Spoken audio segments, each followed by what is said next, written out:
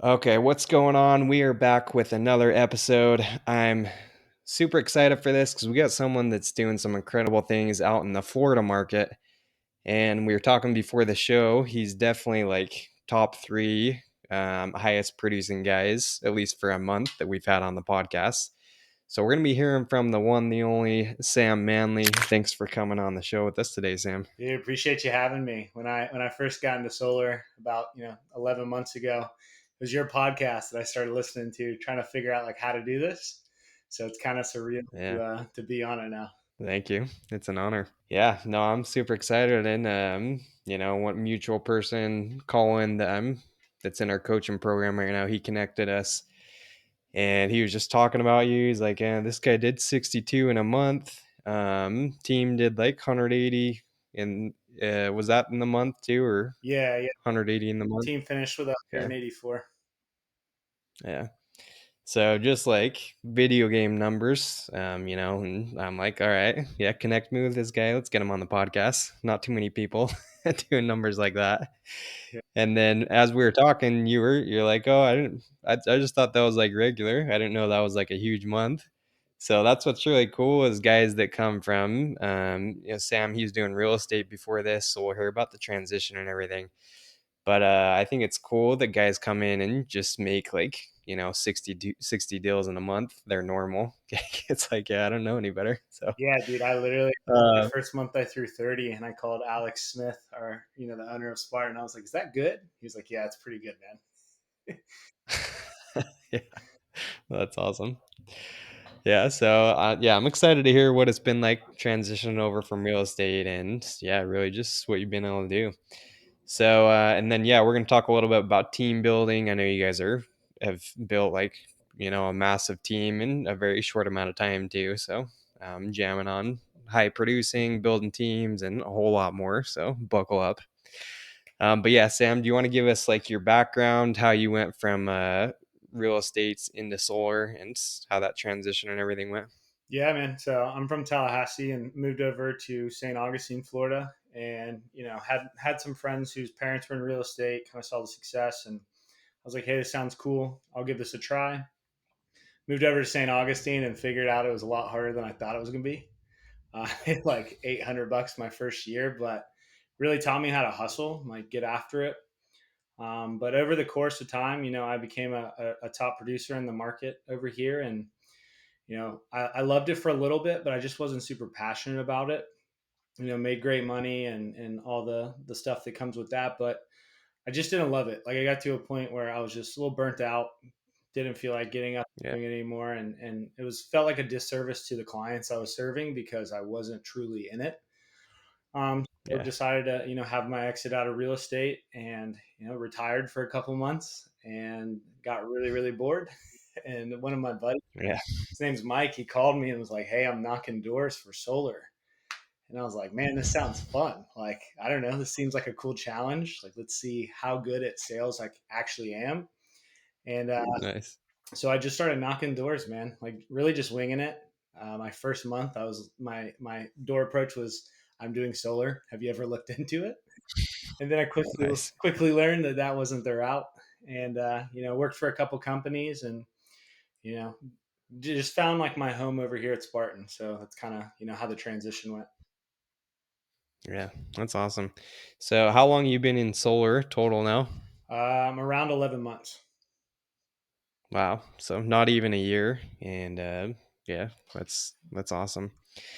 Then how long you been with Spartan at This this is point now? my fifth month with Spartan. Okay, cool. Yeah, that's incredible, man. And yeah, it's cool because I think just people from other industries sounds like maybe it was a little bit of this too. Um, like when you're hustling with real estates, I think maybe, I mean, correct me if I'm wrong, but maybe it's like all that hustle you had to put into real estate, you just brought over here and worked it probably like as real estate, just hustled and, probably put in full hours. Cause I think the mistake I see a lot of guys making, especially if they're coming into solar, without any background like that, some of these people are just like, oh, I'm just going to treat it like a part-time job. They see that they can go make 5, 10 grand on a single commission, and they're clocking out for the month when they see one big check roll around. You know what I mean? Yeah, dude, So, it blows my mind. yeah, Like only a certain amount of people can buy homes. Like, we're buying leads online and they're expensive, but like you go into a city and there's endless amount of leads. Like it's yeah, still I have trouble fathoming that I can wake up and make 70 grand in a day. And yeah, so once I realized that I could just work like crazy and sun up to sundown and make as much money as I wanted in a day, it really just clicked in me and I just kept pushing. yeah. That's awesome. And yeah, I think that's a key thing that I see with a lot of guys of the top producers I interview on the podcast. It's just like it's a game to them. It's a sport, right? And it doesn't really matter if you made 70 grand yesterday or you made $0. It's like you're putting in the hustle, you're grinding every day, and then you're not letting off the gas. So I'm sure that's how it was when you had a huge month. Like when you hit the 62 deals, were you ever, I don't know, did you ever look back and you're like, oh, I've closed 40 this month.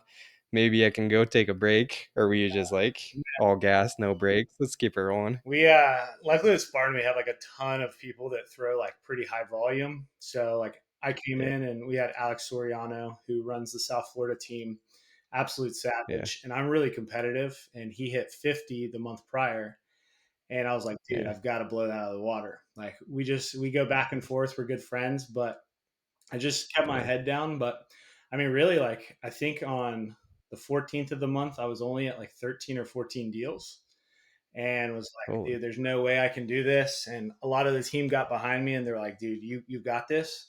Like, just put your head Yeah. down. And it was a big team effort. Everyone got behind me, which was super cool as a leader to see like your team actually get behind like me. And I threw 10 days in a row of a hat trick or more and just Wow. kept the gas going the rest of the month. Jeez. Insane. That's It was awesome. nuts.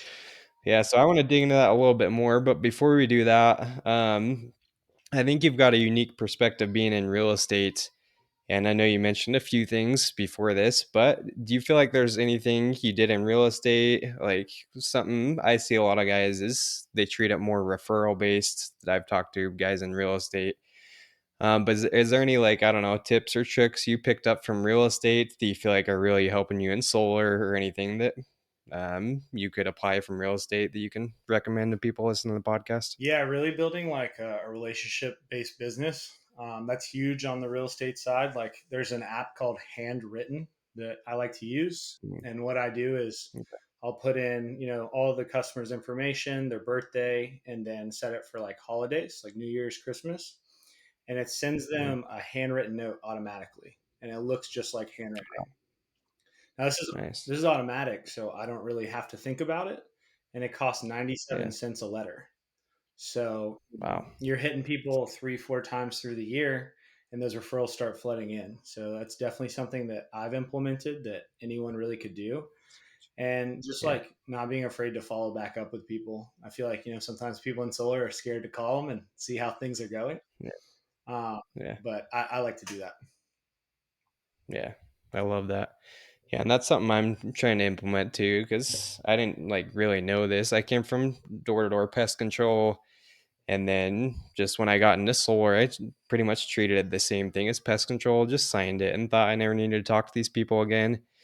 But probably took me 3, 4 years to realize like, oh, the top guys and the guys that are getting tons of referrals, they're actually like talking to their customers after they sign them up. Maybe I should like try to actually build a relationship with these people and not just one and done. So I missed out on it. I think a huge opportunity in my first 3, 4 years in solar, and even now I drop the ball a lot of times. But yeah, that's good. I use one called Send Out Cards. It's a similar thing, but it sounds like this one is just automatic. You set the birthday in there, and it just can just send out cards to people. You don't even have to think about it. Yep. Yeah, and it handwrites them and shoots it to and you just get an email saying that it was shot over, so you can keep track of it. And I usually shoot them a text and Wow, say, hey, just sent a card your way. Just be on the lookout for it. nice. That's cool. How do you get people's birthdays? Do you have a trick for like you just I don't know write down their birthday when you sign the credit app, fill out the credit application and keep track of it or One of our back end things, we have to upload a picture of the driver's license. So I'll snag it off there. mm, Okay. That's smart. That's good.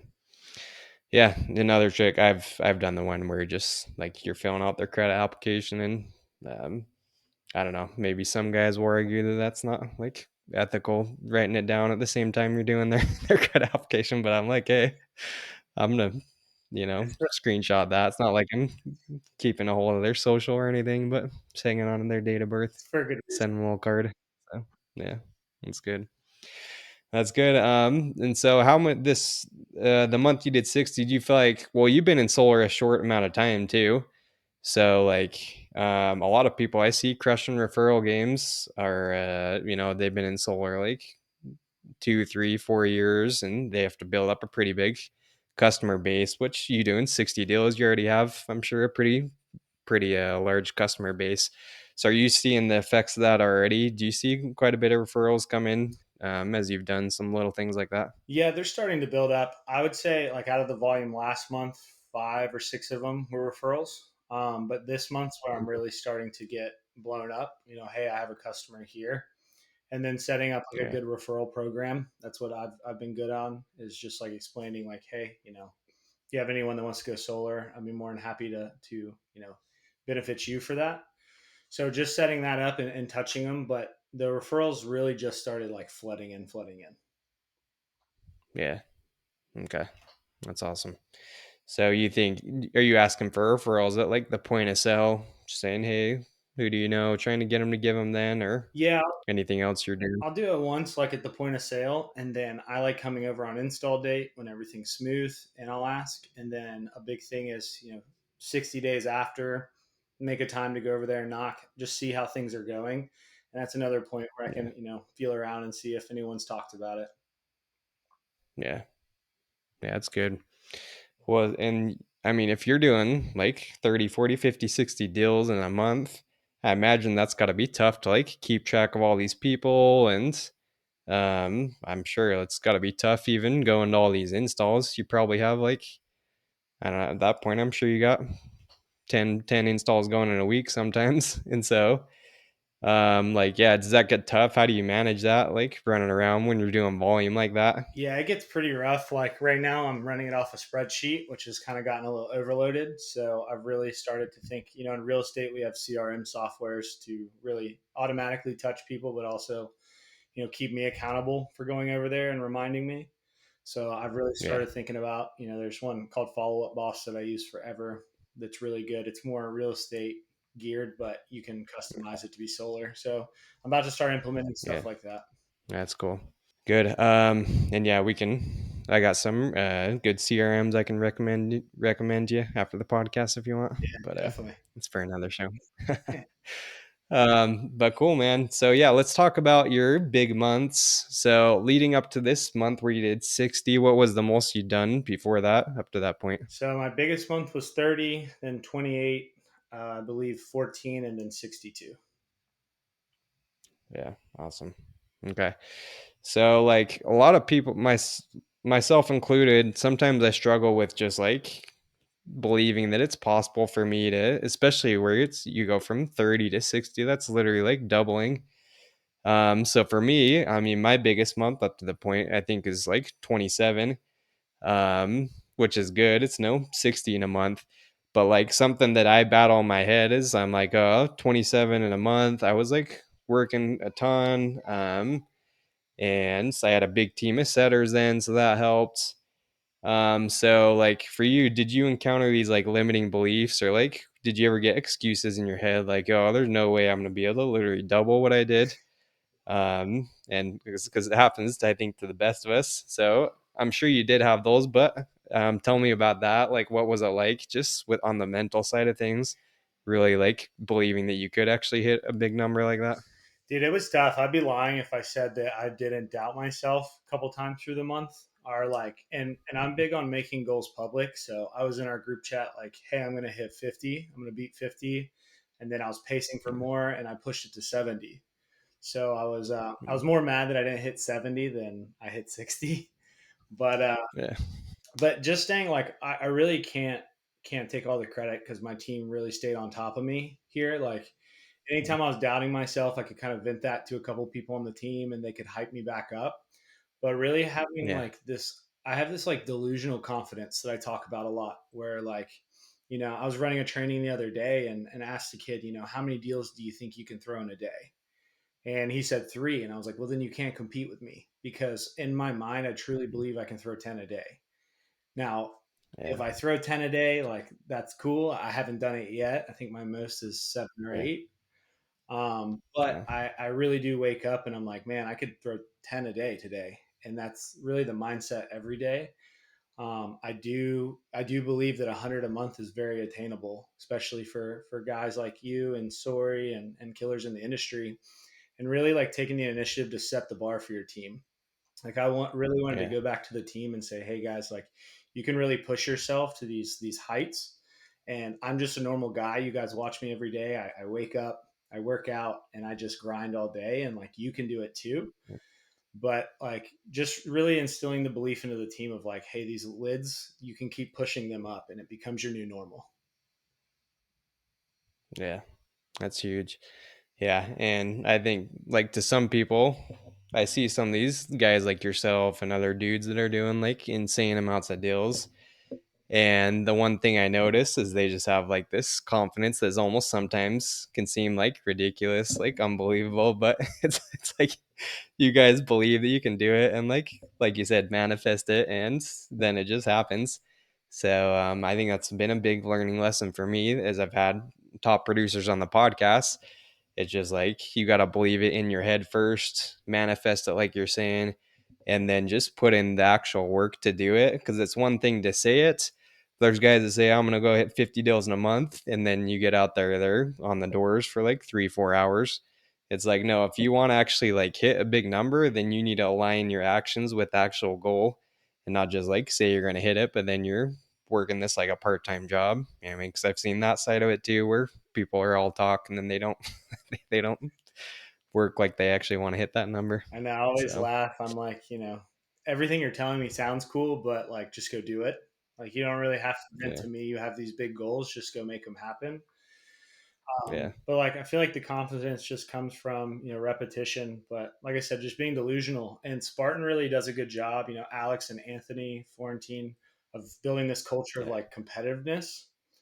And yeah, like our group chat is wild. Like it's a wild place to be, and yeah, you get exposed or you get the accolades very quickly. So, making yeah, that goal public, even on Instagram and having Alex share it to everyone, really put me in a place of like, I either hit this or I get embarrassed, and I don't want to get embarrassed.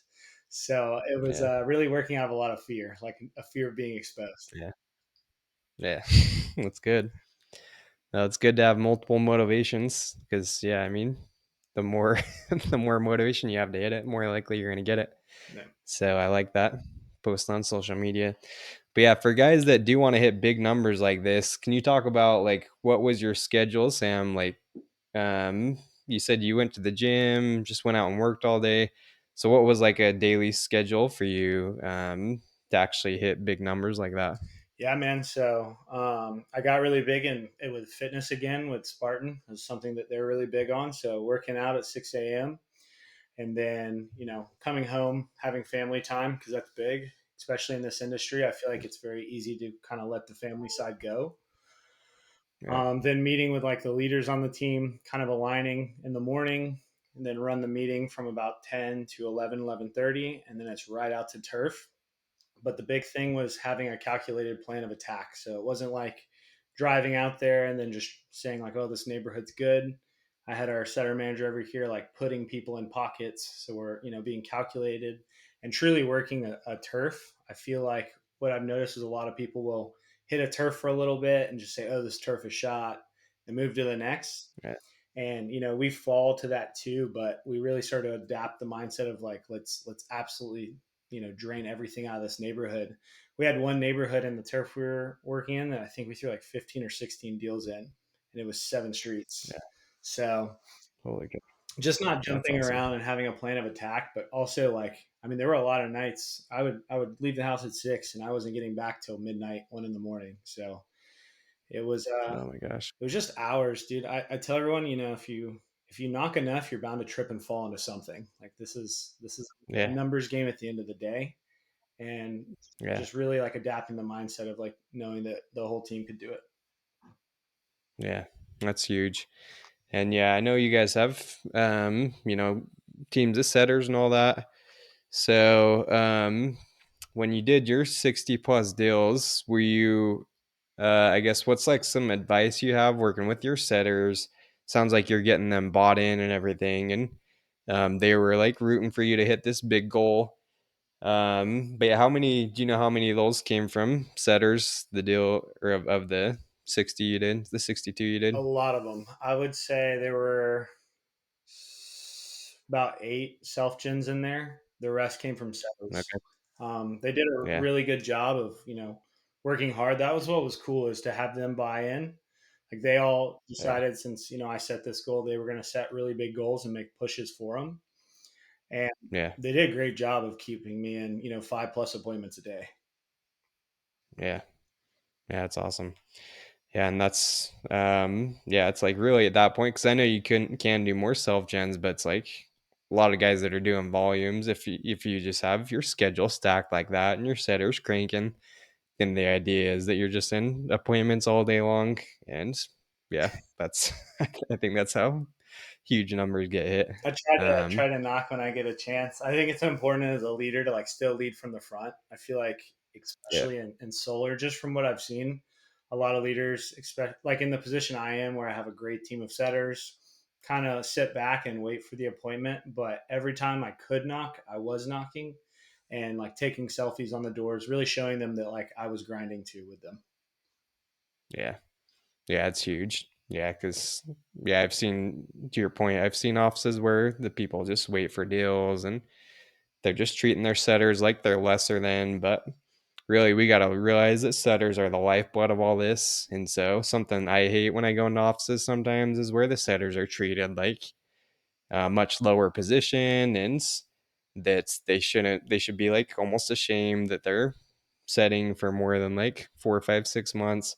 It's like some people are just meant to set deals, and that's where they're going to make more money. Not to like hold them back or anything. I think if guys want to close and put in the work, then they should close too. But yeah, it's like I think we need to change that thinking around the industry that setters are, I don't know, somehow lower than closers. I would argue that sometimes they're more important than the closers, right? It's like if we got no deals to close, 100%. they're not And like, seen as leads. and that's another thing. Like, we split all the commission with the setters. Like, I don't view them as like my appointment setter. I view them as like we're in the trenches together. It's just as much Yeah, their deal as it is my deal. And I've got a ton of people that just want to set, because now they can have 4 or 5 closes going on at once, where I can only be in one spot at one time. right. So Yeah, yeah, that's big. Yeah. So do you have any advice for like getting your setters bought in? I know you said you guys have like a setter manager. But yeah, how did you get your setters to buy into this big goal that you had, and how do you like I don't know work more synergistically with them? Would you say? yeah, I feel like it comes from a place of like they truly trust that, like, me, and there's a guy named Ali who runs the team, like we have their best interests in mind. Like we truly want to Okay. see them be super successful, and we've worked really hard to relay that message and help them get there. I tell everyone on the team that, like, hey, if you buy into us and and trust us, you'll be a millionaire. Like, I promise, we'll do whatever it takes to get you there. And I feel Yeah. like it was a lot of give, give, give. And then when I asked for this big goal, they really had no problem with it, because we had given so much and tried to provide so much value, that when it was time to Yeah. ask for something, they were all bought in, but also getting them to Mm. tie it to their own goals. So like Amory and Josiah, they're two of my top setters, and Anthony, they had these huge goals of all hitting 30. And I'm like, well, if you all hit 30, I'll hit 90. So like, let's do it. Let's all do it together. Yeah. And Yeah. really push their That's awesome. ceilings and push the lid up. Yeah. I love that. Yeah, it's great. Getting them bought in, and you guys got some real competitive people. I mean, I've had Alex on the show too, and yeah, Alex is a beast. I know he's a super competitive guy, and That man, I guess not everyone has. he does not stop. I just got back from a trip in Arizona with him, and Anthony Florentine's like at the same caliber. And I never thought Yeah. I could be so sore in my life. Like working out 2, 3 times a day, eating nothing but salmon and Yeah. rice. I was like, this is Yeah. You guys are going to I mean, you're working with like Anthony Elliott or sorry, Andy Elliott and those guys, right? yeah, yeah. He's getting you to work. Yeah, we did a partnership with Andy, and it's been really cool to be surrounded by such high caliber people all the time because it Yeah. makes you realize that you just have so much more in the tank and that you just don't know as much as you thought you did. So it's really Yeah. started to push the mindset, at least from what I can see over here at Spartan, where everyone's like, "Hey, this is like half of what we could actually do." Yeah. Yeah. I love that. And so not everyone has to have a six pack to work with Spartan. Or is that a requirement? Part of the job application? Not yet, not yet. All we ask is that you buy in and at least try to work out. I don't have a Yeah. six pack by any means. Yeah. Yeah, I'm like, man, if we all have to look like Alex to work for Spartan, then I'm doomed, man. I'm never gonna be able to work for Spartan. I told him, man. I told him in a But couple months I'm gonna beat him. yeah, it's good. But I like it, and there's something to be said about like the fitness side of things. I mean, I think it should just be common knowledge. Like if you're, yeah, if you can get yourself to the gym, then it's gonna make you that much more mentally tough, and like all the physical benefits aside, I think it takes a mentally tough person to like be able to go to the gym consistent and eat good stuff consistently, not feed yourself garbage, and then just being able to be out there too. Like I go to the gym and all that, and I feel like I'm in decent shape, but sometimes, I mean, I'll go like 4 hours on the doors sometimes and be exhausted. I'm like, man, if I was like in terrible shape, I literally don't know how someone can can do this job or can Dude, like go knock doors. I was super overweight. Like we did an event with Andy Elliott. It was right after I had the month of 30, and we did a workout with him in the parking lot. And I'm like puking and dry heaving on the pavement. And I'm like, Wow. it was a really good like thing to expose me, and I think that's what it was there for because I had people that like looked up to me on the team, like trying to pick me up, and it really bothered me. Yeah. So I was weighing like 264 ish when we did that event, and I've lost like almost 40 pounds now. So Wow. what's cool about Spartan is That's like great. we say like positive peer pressure, and like, hey, like if we can hold you accountable, then we're gonna push you with as much positive peer pressure as possible. And we really do that in the Yeah. gym. Like I'm sure a lot of people get annoyed by how many gym posts I have on Instagram, but it's Yeah. just showing how everyone's buying into to being successful in other avenues besides knocking doors. Yeah. That's so cool.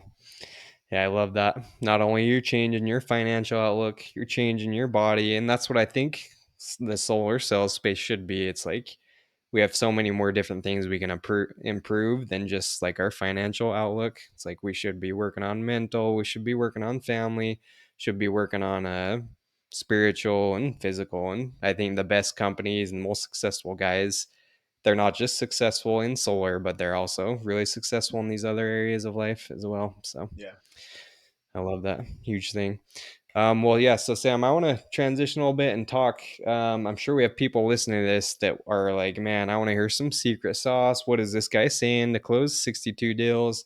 And I'm sure you get asked that all the time. Like, what's the magic bullet? What are you saying? You just get everybody to sign. There's got to be some secret close or something like that.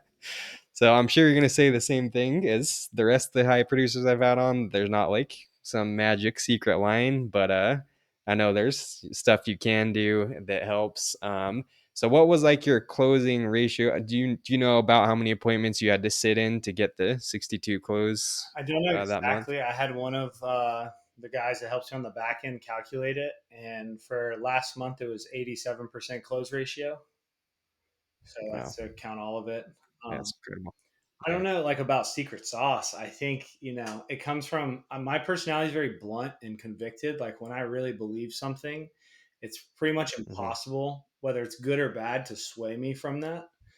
And especially like the company that I work for, I'm completely bought in. Like I know I'm going to get paid. I know the installers are good. I know the back end team's solid. I know that the client's going to get a good service, and so I speak with a Yeah. lot of conviction. Like my opening Hmm. line is like, "Hey, I sit in about 10 of these a day. Everyone I sit with wants to do this. Everybody. It just makes sense. Hardest part of my job on the front end is credit. Do you roughly know where the credit score is sitting? That way, if you're running this many appointments, you have to be efficient with your time. So now I'm Mm, pulling out any, credit fails or any discrepancies on the front end before I've even started diving. I mm, think something I like to do too is I feel like when people sit with solar reps, they just hear about how solar's so great and it's this magic pill that you swallow and you never get a bill again. I like yeah. to build credibility with telling them things that are bad about solar. Like, hey, this Mm, isn't a pill you swallow and never get a bill again. Like, if your consumption stays the same, sure. But if you have family over in town for Christmas or get a Tesla, like, obviously, if you're using more than the panels produce, you would get a bill. I like to bring up double bill, and like we have a process on the back end of Spartan where they actually double check us to make sure that we're selling ethically. So I know that mm, if they give me a passing grade, that family's in a good position. So I think making yourself sound different by just not talking about how great this is. Like this isn't just like God's gift to earth. Like there's problems with yeah. this, but we have a way to solve them. Yeah. Yeah. Yeah, and I love that because that builds when you do that, that like shows, okay, this guy's willing to tell me the bad and the good, not just all the good. So I'm sure that builds more trust with the people you're sitting with. They're like, wow, this guy's actually giving me the full story here, not just all the positive things about it. And then yeah, I like what you're saying too about that line is money right there. I'm gonna have to listen to that on repeat. But you're saying you sit in 10 of these a day, and it's cool because that just creates the frame that it's like, hey, if you guys don't want to do this, that's fine. I'm literally going to be in 9 other of these. And so what's your credit at? I think that's such a powerful way to approach it because again, it's like you're not begging them for the sell, you're letting them know that this train is leaving the station whether you want to get on or not. Yeah, It's like if you want to be part of it, what's the credit score? And then like I'm doing you a privilege by being here and giving you the opportunity for it, right? So yeah, yeah. It's just coming I from love something that way. a place of like I guess conviction and like being needed, not needy. I feel like when I hear a lot Yeah, of people in their closes, they sound really needy, like they're hoping yeah, for it. I kind of go in with the yeah, attitude of like, hey, you're gonna want to do this like either way. It's just if I can yeah, qualify you and if like, our engineers say this is a good fit for you. yeah, I guess like yeah. one little nugget that I like to do that I know some guys have gotten some value from is I actually like to get a no to get a yes. So when I go for the close, like one, I'm not going to ask for the close until all objections have been handled because I feel like a lot of people do Okay. that. But another thing Mm, is, my mentor told me when I first started in sales that people want to say no to you. Like they're looking for a mm, reason to say no. So let's give them a no that benefits us. So yeah. like I like to use the car analogy, like, hey Taylor, you've got a nice F-250 in the driveway. Let's just say you went to Mm, the finance manager's office and you said, hey, everything looks great. Your payment's going to be 300 a month, but I just want to let you know you're never going to pay this truck off and I can raise your payment whenever I want to. Would you ever sign that agreement? The answer is no. no, So no way. Yeah. I think you and I can agree that if an agreement's in place and there to protect your family, that it's a good thing. My question is, Mm, when did the utility company come and knock on your door and get you to sign that agreement? Well, mm. they didn't. They never did. They didn't. Yeah. It's the only option. Taylor, solar in the simplest form is taking a bill you're never going to cancel, locking it at a rate, and giving you and your family the peace of mind, knowing that you're protected.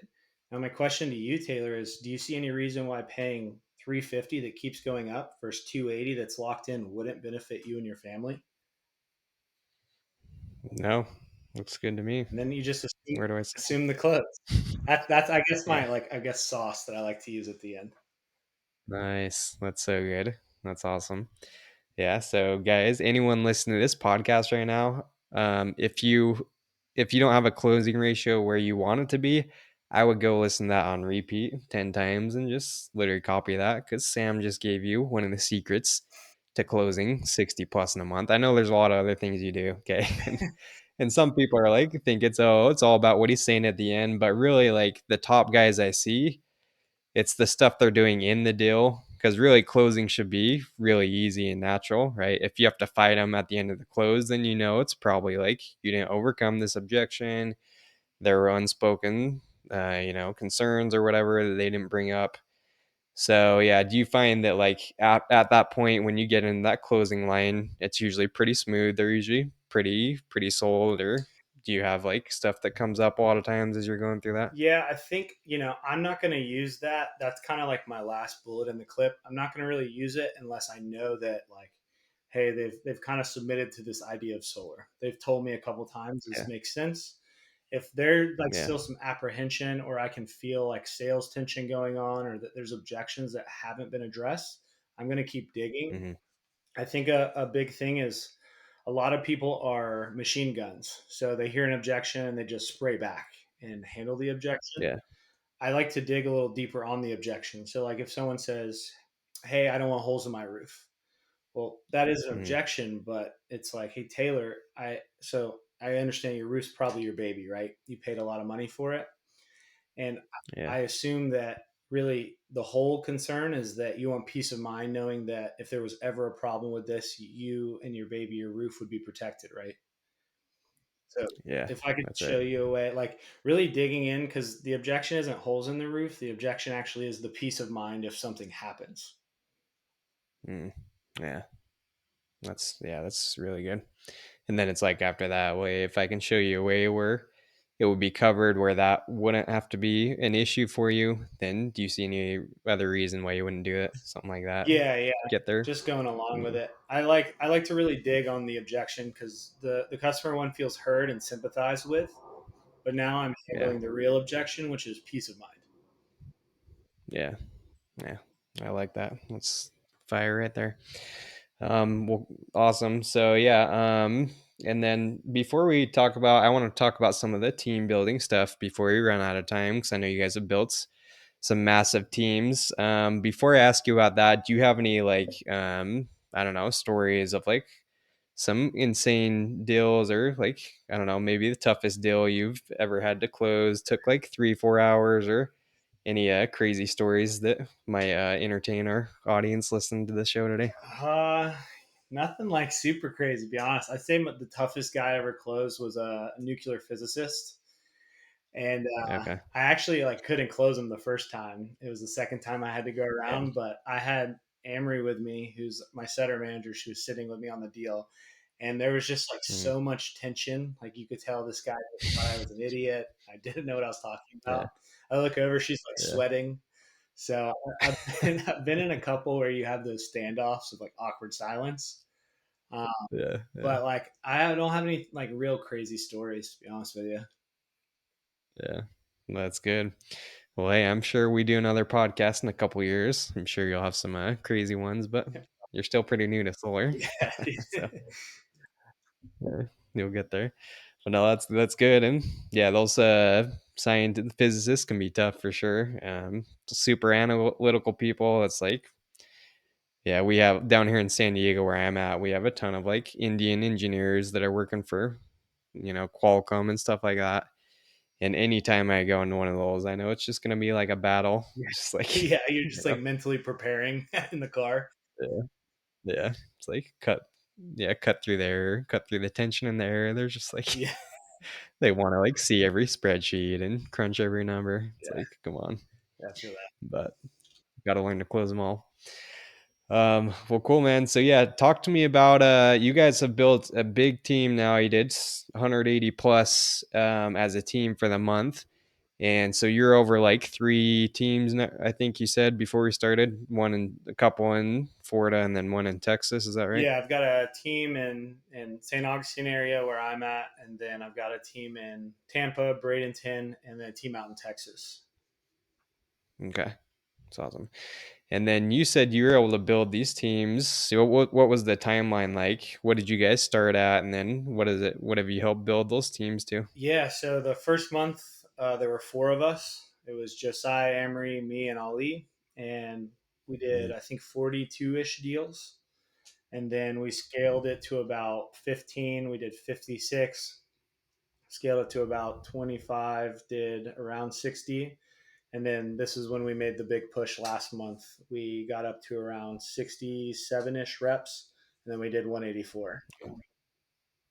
oh, Yeah, and that's like building extremely fast. Most people would be happy to build that over like multiple years, and you guys did it in like months essentially. So that's pretty incredible. But yeah, how did you like build it that fast? And the other thing I want to ask you about is just like maintaining the culture, because that's what I've noticed.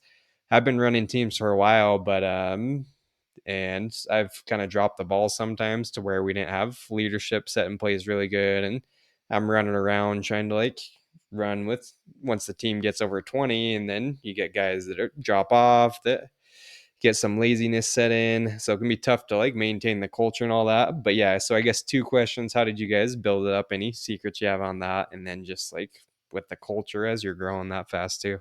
Yeah, I think the big thing as far as scaling that quickly was really setting the pace. Personally, like when I came into Spartan, I knew that I was competitive and could throw down, but didn't really trust, the other vehicles I was in. So once I could kind of plug in and have the peace of mind, it was kind of like a dog off the leash.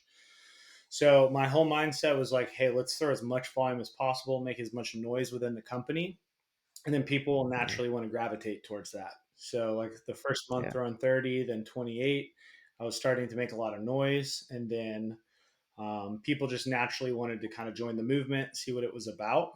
And then once we started having the big months, now a lot of people are starting to talk about coming, underneath our division, and it's really about just like setting the pace. I would say, people want to work for somebody that they want to emulate. So if you can yeah, become that person and then also build those people within the team, there's no stop to the scaling. yeah, I tell everyone on the team my biggest goal is to give as much value and build as many people into 60 plus a month deal throwers, because from there you can yeah, scale, you can build teams within you. So, personally, like I'm taking a step back from volume and just, going to throw 20, 30 a month, which can be pretty consistent, and really start to yeah, pour into the team and build up these leaders that I can build underneath. As yeah, far as culture, we have a really big competitive environment. So we go at it within the team, we go at it within the company, but also we've created a culture where it's frowned upon not to do the things that we're supposed to do. So if you're mm, not working out, you're probably getting called out. If you're not on the doors, you're getting called out. Like there's just this competitive, type A personality environment that a lot of salespeople yeah, are. And yeah, if you're not doing what you're supposed to do, other people are calling you out. It's not me. It's people in the group saying, yeah. "Hey, where are you at? Why aren't you out here?" So really building a culture Nice. where we've adapt positive peer pressure, where we're positively peer pressuring everyone to raise the standard. Yeah. Yeah, that's so important, especially as you're growing and starting new offices. Because one of the toughest things I've seen companies that are growing, if they don't have that culture set in place, and then if they don't have leaders fully bought in that are starting up other markets, starting up different territories, it's tough. Because yeah, I mean, think about it. You guys are in Florida. You got an office in Texas. So if you don't have those people really bought in, I'm sure it's tough that in Texas they could be running around doing their own thing. Has that been tough at all having like a team in Texas, like just being able to manage that from afar? And I don't know if that's been challenging at all or It's any it's obstacles with that. it's been challenging. Like Alex talks about this being omnipresent, where people can feel you even if you're not there. And I've struggled with that Yeah. a little bit in Texas, but DJ, the guy that's running that office, is on top of it. He's a top producer himself. So I have a lot of Nice. trust in like just kind of letting go and letting him run it the way he feels fit and just being there when needed. That's the Yeah. only way it works, is because I can really lean on him. Yeah. Yeah. That's good. Yeah. Everyone needs a guy like that for sure. But yeah, like to your first point though, just success. I know success breeds success, and that's honestly, I think you guys remind me a lot of. You might, I've had him on the podcast a few times, Ricardo Ritchie, and these guys over at Momentous Solar here in California. But they say a lot of the same things you guys are saying. They've been able to recruit a massive team really quick just because people see the momentum they're creating. Like Ricardo, he did, I think. I don't know, 70 to 75 deals. He's the one person that's beat you by a couple, but I'm sure you'll beat him eventually. There's the challenge. You got to call Ricardo out and beat him. Someone needs to beat him. I'm down. But yeah, so like him doing that though, like he got so many eyeballs, so many people seeing, and then naturally he just gets tons of people that want to go work for him, and they're like, "Hey, I want to go set for you, Ricardo, because I know you're gonna close almost every deal that I send you." And it's just like momentum just explodes from there. So it sounds like for you guys, it's a lot of the same stuff. You just produce at a super high level, and then you get eyeballs on that. You make other people a ton of money. They bring their friends, and then it's just multiplication at that point. Do you agree? Yeah, I would agree. And what's cool is like the culture that we're building over here at Spartan. We're really attracting people that we want to be a part of this. Like it can be a pretty intimidating environment if you're not competitive or kind of lazy because it gets exposed. Yeah, But it's kind of cool to see the whole culture shift and how we're really starting to attract these kids and people that are hungry and want more and want to be held to yeah, like the standard. So like I tell everyone yeah, like, hey, if I have your permission, like I'm going to hold you to the standard that I see you at, and I'm going to make you yeah, uncomfortable because that's what's best for you. And if that's not something that you're comfortable with, you can say stop at any time. And there are other companies that'll get you here, but I want to build you up, and Ali wants to build you up into the person that you should be and that we see in you. And we've really yeah, adapted that culture, and I think people have latched on, or they've kind of weeded themselves out. yeah. That's good. Yeah, well, I know you've got a really strong culture because it's funny. A buddy that sells with me out here, he actually has his sister-in-law that lives in San Diego, but we've tried to come get her to work with us in San Diego, but I don't even know her name, so, but she goes and works with Spartan just because she loves the culture so much and she loves like blitzing with you guys, and she won't even come talk to us or work with us in San Diego. So I'm like, wow, they're doing something right. If she's like living out here and she doesn't even want to work with us, she just wants to be all Spartan. So Yeah. gotta hand it to you guys. I think It's get people bought in. it's cool, man. Alex is really and Anthony have like really built this culture of they like say, hey, like we want to build people that are unrecruitable because like Yeah, you know there's so much company culture that like the volume just comes with it, and you can tell that like they genuinely care about your success, and all the leaders here really want to see everyone succeed. So, yeah, like me personally, I don't have a company I would ever go to for any amount of money, and I think that's when you've really built a good culture is when like there's no red line or money that you could offer me to really get me to move. Like I just wouldn't. I tell yeah, Alex and Anthony all the time that I'm here till I die. And once you've built that, you've kind of like created the hack. yeah, yeah, no doubt. Yeah, and I know Andy Elliott talks about that a lot too. So Yeah. yeah, I mean, you guys have a really strong culture and crushing it out there. Well, last thing I wanted to ask you about Sam before we start wrapping up here. Um, just talking to Colin, that's in our coaching group. He tells me that you guys have some really good blitzes going on too. So I don't know how big that is in your production and everything. Do you guys do a lot of blitzes out there? Yeah, we do. The market that we're in right now isn't the best for solar. Time frames are long, and the utility Okay. here is not very solar friendly. So we found that out Yeah. pretty quickly, and realized that Alex always says the person that can pivot and recorrect the quickest has the most success. We've adapted that Yeah. because it was like, hey, it's not working here, and we could throw a pity party and just say it is what it is, or we could Yeah. completely change our strategy and start going to these towns and blitzing. So we've been driving, between an hour and a half away back and forth and just making it Okay. happen. But what's cool about that is when you've driven an hour and a half both ways, now once you're out there, like you have to get as much out of it as possible. Like you Yeah. just drive 3 hours out of a day. So it's kind of cool how that mentality has been gripped by the team. But yeah, we're mostly blitzing right now, and then we'll work home turf when we're taking breaks.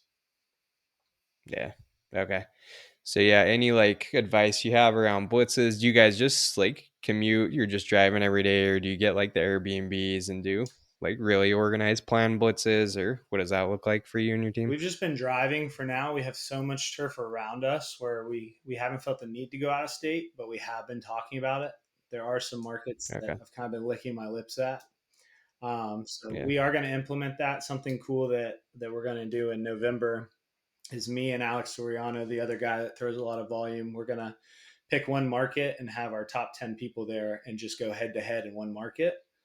So Nice. we're going to start implementing stuff like that when it gets slower, like slow season comes, people take their foot off the gas. Let's figure out ways Yeah. to move out of the hometown and make this fun and competitive. Yeah. That's awesome. Love it. Well, cool, man. So before I forget, where if people want to like connect with you more, Sam, or hit you up on social media, or possibly come work with you guys, what's the best way to get in touch with you? Probably Instagram. You can follow me at Sam the Man 0211. And Okay. my DMs are always open. I'll respond when I can, but that'd probably be the best route. Yeah. So anyone, especially if you have a six pack, just send Sam a picture of your six pack, and you're instantly hired at Spartan. Yeah, Gary. Okay. Everyone else, you got to go through the application process. Yeah, there's initiation workout. Sorry about it. Yeah. So start your workouts now if you want to work with these guys. But no, yeah, in all seriousness, definitely hit Sam up. Let him know you appreciate him coming on the show today. We heard a ton of value, ton of killer closing lines, and things that can blow an organization up. So we appreciate you coming on the show, Sam. Before we wrap up, is there any I don't know, maybe words of advice you'd have for maybe like a struggling rep or someone that's questioning if they can like be in solar? Yeah, man. I think something big is I was talking to one of our teams about this the other day. Is if you're struggling or haven't really made it yet, stop thinking like, hey, I'm broke. I'm not making any money. This is hard, and start thinking like, hey, I'm just sharpening my tools. Because like I Yeah, told this guy, if I gave you $1 million today, you would blow it all because you didn't earn it. The only thing that mm, separates someone that's just starting out and people that perform at a high caliber is they've sharpened the tool enough and they're continuing to sharpening it. So I tell everyone like, hey, yeah, pay your dues. And even if you've been a high performer and you're starting to decline, like it just means you need to pay more dues. Like we're just sharpening the yeah, tool, we're getting the tools under our belt to where we can be confident. And then another thing I like to preach is like I don't believe in goals. I believe in standards. So like a goal is mm, something I wish I could hit, but a standard is something that I don't view myself below. So like 20 deals in a month is my standard. And I refuse to yeah, go below the standard. I feel like a lot of people count their commissions and stuff where I just have a unit goal and I know if I hit that unit standard, then I'm going to make a lot of money on the back end. But those would I guess be two good yeah. takeaways. Nice. That's so powerful. Love it. Yeah, really good book, Atomic Habits. I'm sure you've read it, but yeah, he says something about the lever. I think it's your goals fall to the level of your system, something like that. Yep. So it's just like you got to have these systems in place, and then if you just do these daily things, then like the goals are gonna happen. It's not a question of that. It's just about doing the small things consistently, having a good system in place. So Yeah. so appreciate that. Super powerful episode right here. Guys, please share it. And Sam, we appreciate you coming on, and we'll probably do a follow-up episode here. Maybe 11 months you'll hit 70, 80, 100 deals. So look forward to hearing what's next. And yeah, thanks again for coming on the show with us. Dude, I appreciate it. We'll be in touch.